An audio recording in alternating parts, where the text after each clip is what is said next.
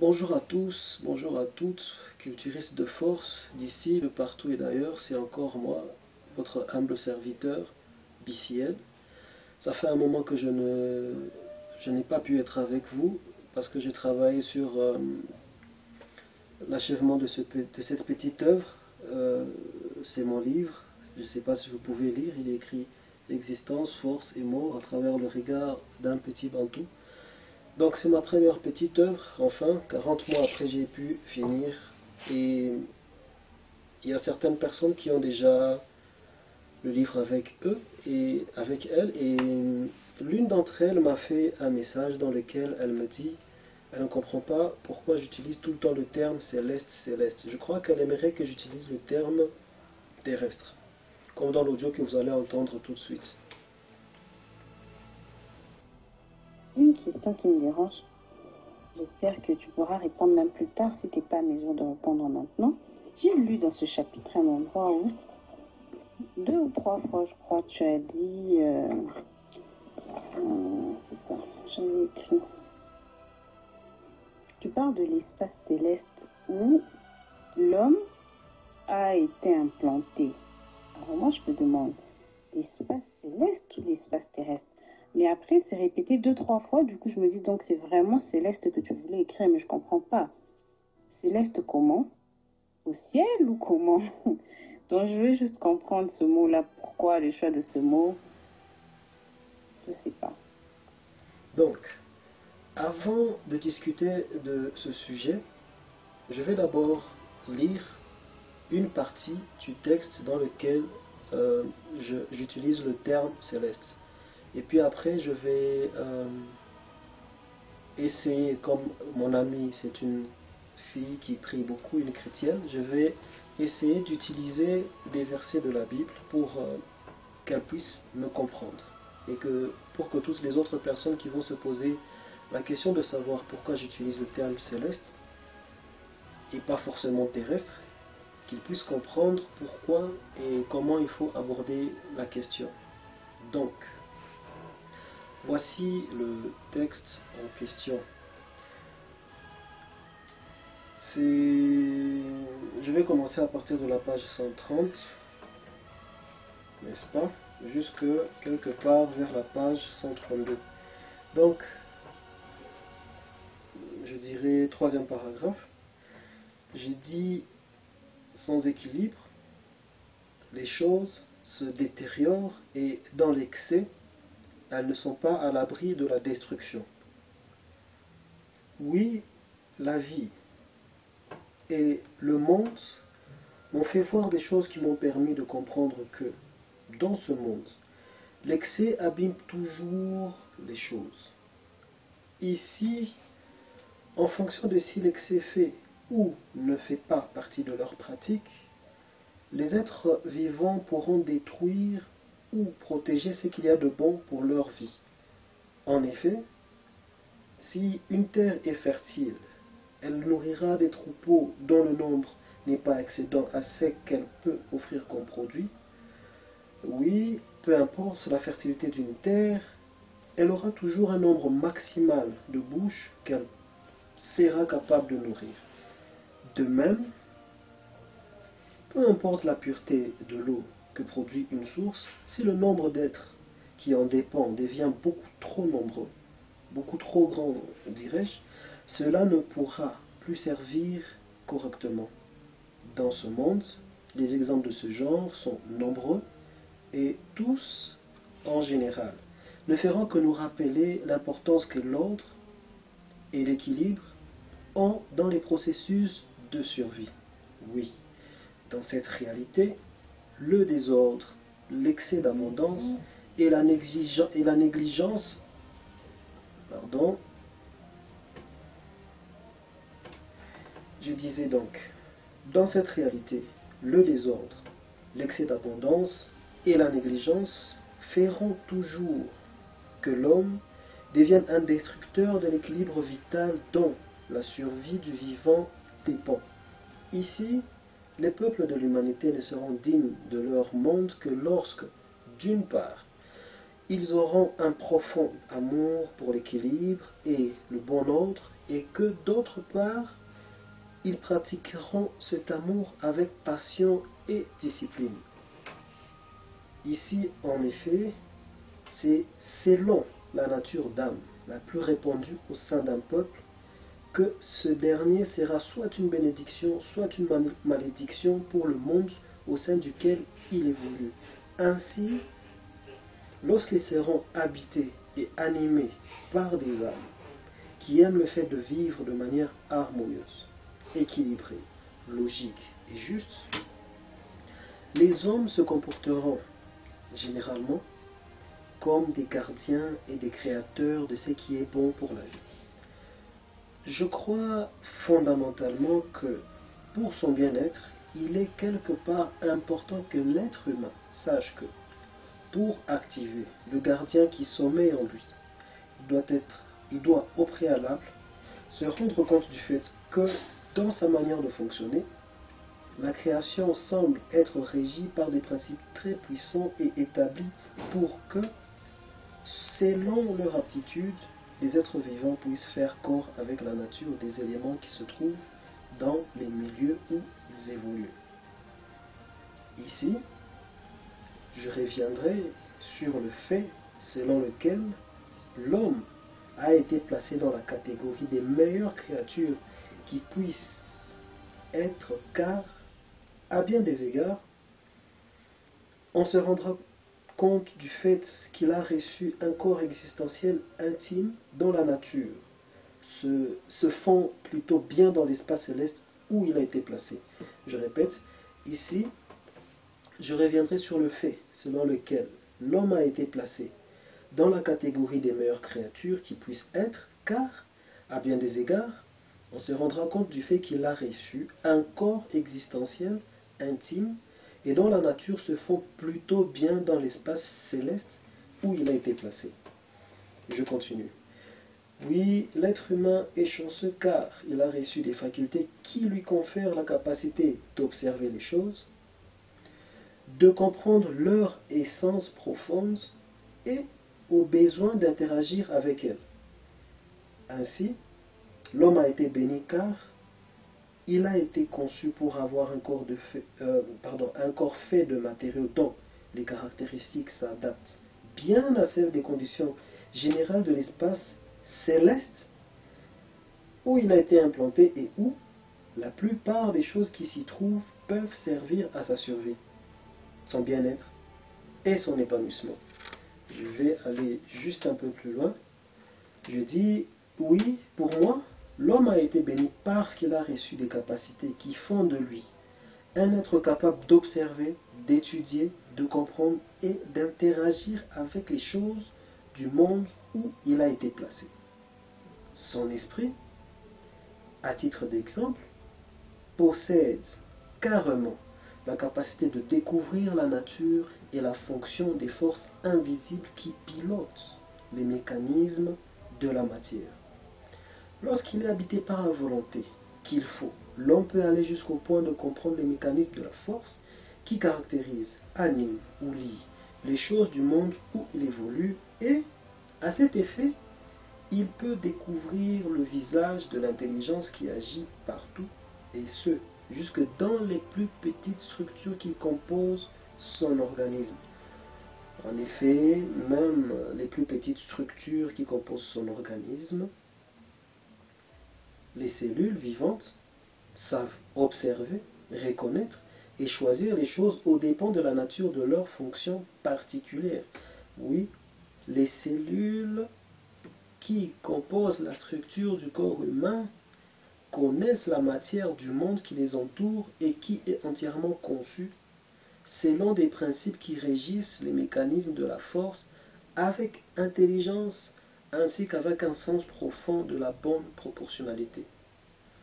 Je pourrais continuer, mais je vais m'arrêter là et essayer d'expliquer à ma très chère amie pourquoi j'utilise autant de fois le terme céleste. Ce qu'on va faire, c'est que d'abord,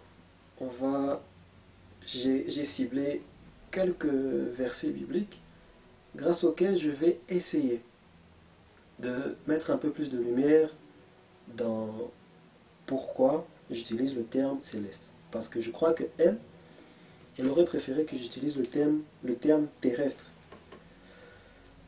Donc je vais m'arrêter là et revenir après avoir présenté ces quelques versets bibliques.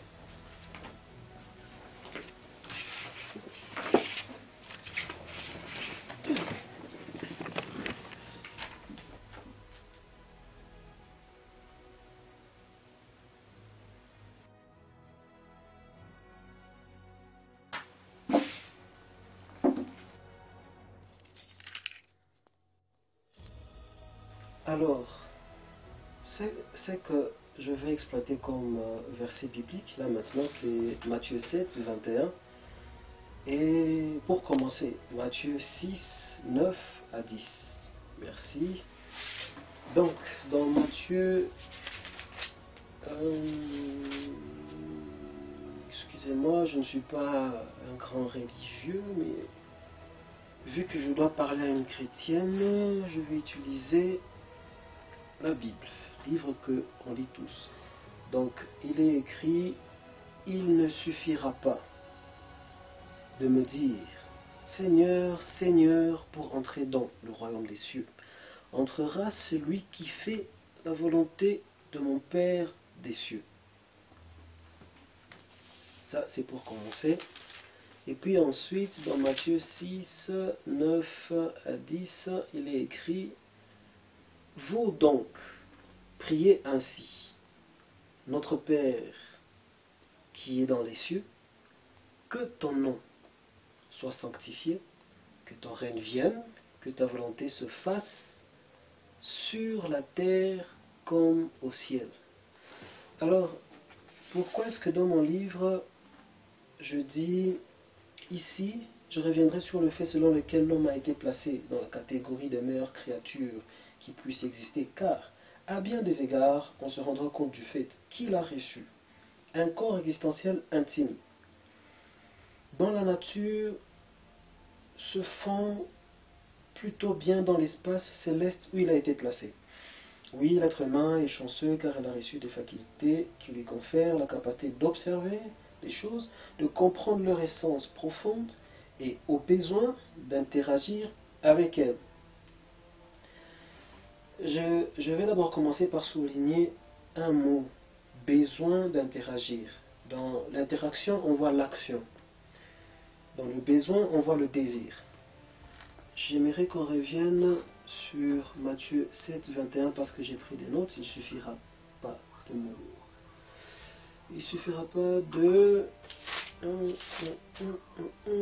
me dire Seigneur, Seigneur, pour entrer dans le royaume des cieux, entrera celui qui fait la volonté de mon Père des cieux.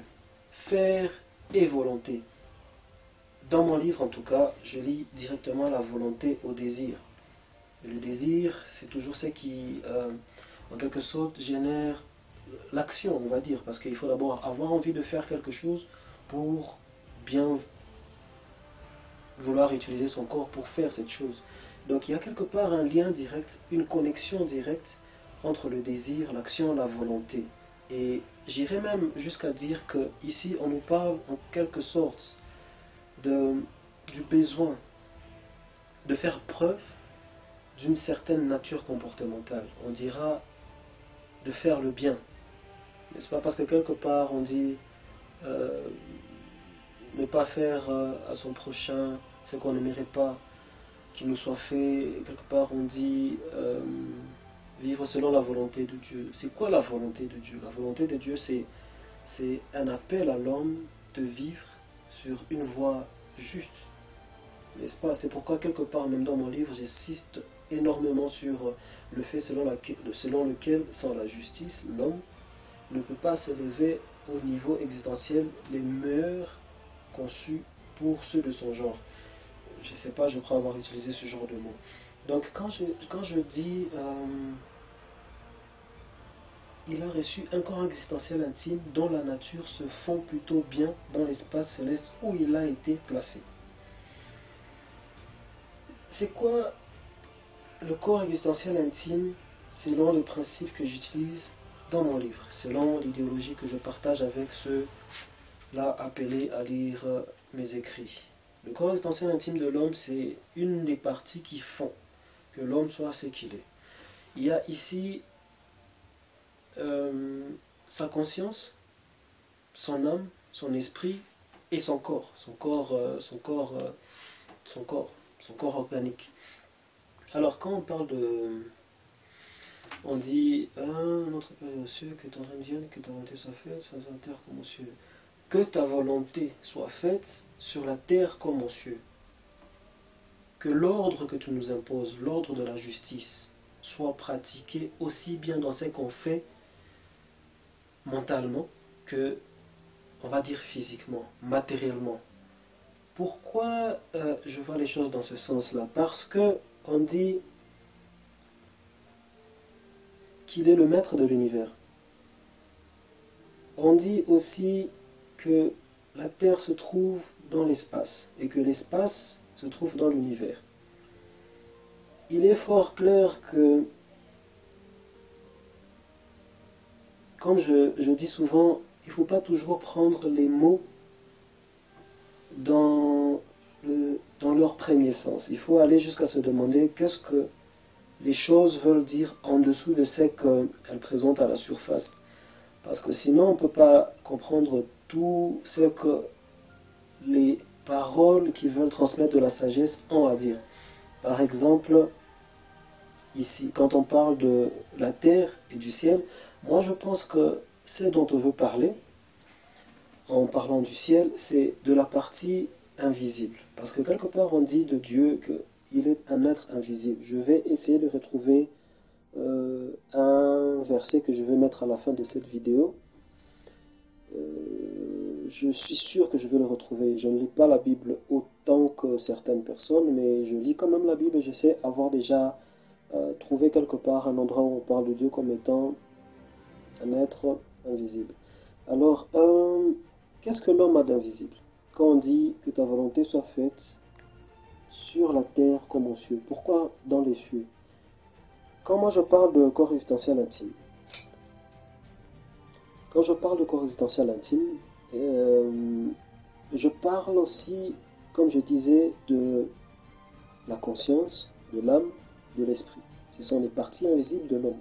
C'est-à-dire que quand la volonté de Dieu s'applique dans ces parties, l'homme fait bon usage de sa conscience, il utilise son âme ainsi que son esprit aussi pour faire le bien. Lorsqu'on dit que cette volonté soit faite aussi sur la terre, c'est-à-dire que l'homme, dans ce qu'il fait de son corps charnel, comme disent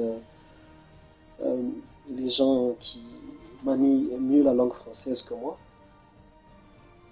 dans ce que l'homme fait aussi de son corps charnel, il doit faire preuve d'honneur par rapport à cette volonté que le divin a voulu qui soit à la base de son comportement, dirais-je, son comportement d'homme dans sa façon de vivre, dans sa manière de se comporter. C'est comme ça que quelque part, je crois, on dit que n'entreront pas au royaume des cieux les infidèles, enfin, on cite toute une liste de personnes qui s'adonnent à des comportements qui ne sont pas forcément associables au bien, à la justice. Donc, à ma très chère amie qui me demandait pourquoi j'utilise tout le temps le terme de espace céleste, je lui demanderai de ne pas prendre les mots de manière beaucoup trop carrée. Comme en mathématiques, x plus x égale à 2x. Il faut parfois essayer d'aller plus loin que ça parce que en sagesse, la vérité reste vraie, mais elle ne peut pas toujours s'expliquer comme on l'explique en mathématiques. Il faut aller dans la pratique des choses, dans la manière dont les êtres vivants vivent, dans la manière comment ils s'expriment dans leur vie pour comprendre certains mots. Donc quand je parle de l'espace céleste, où il a été placé, c'est parce que je cherche à toucher directement à toutes les deux dimensions, aussi bien la dimension invisible que la dimension visible de l'existence au sein de laquelle l'être humain est appelé à évoluer. En effet, tout ce qui existe se trouve dans un seul endroit. C'est nous les hommes qui voulons séparer les choses, comme on dit quelque part dans la Bible, des choses qui essaient d'expliquer que oui, quand l'homme a bouffé un certain fruit, il s'est mis à remarquer certaines choses et qu'il s'est mis à s'habiller. C'est un peu, tu vois, le détachement entre lui et le divin. Il s'est mis à se cacher du divin. Tu ne sépares pas une chose qui a été créée dans un tout. On le fait souvent par honte, par, je sais pas, peut-être notre bassesse et notre respect pour le divin. On se dit que, ok, nous on fait le mal ici, c'est-à-dire que ici, c'est pas là-bas, parce que là-bas c'est parfait. Non, un endroit peut être parfait, mais en même temps, les gens peuvent y faire n'importe quoi parce qu'ils ont reçu, heureusement ou malheureusement, selon les circonstances, le pouvoir d'agir comme bon leur semble. Nul ne me contredira parmi les chrétiens si je venais à dire qu'il y a une guerre au sud. Bon, bref, j'espère que mon ami et toutes les personnes qui vont suivre cette vidéo vont comprendre pourquoi dans mes écrits je dis que l'homme a été placé dans un espace céleste. À chacun de développer, d'aller plus loin dans sa réflexion et de m'accompagner dans ce désir de cultiver un certain désir pour le bien.